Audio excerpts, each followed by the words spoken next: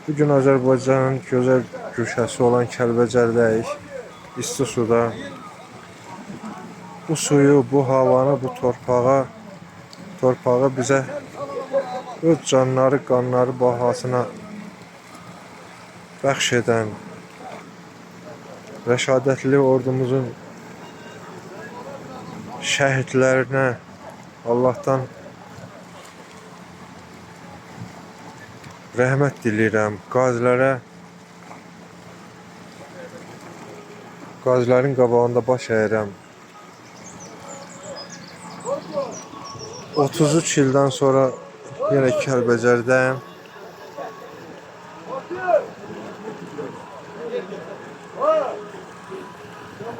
Tərtər çayının qırağı.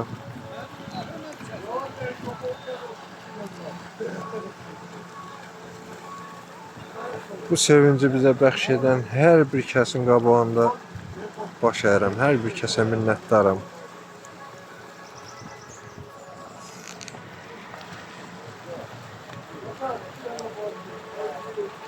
Fikirlərimi sözlə tapıb ifadə eləməyə çətinlik çəkirəm. Hansı hissləri keçirirəm.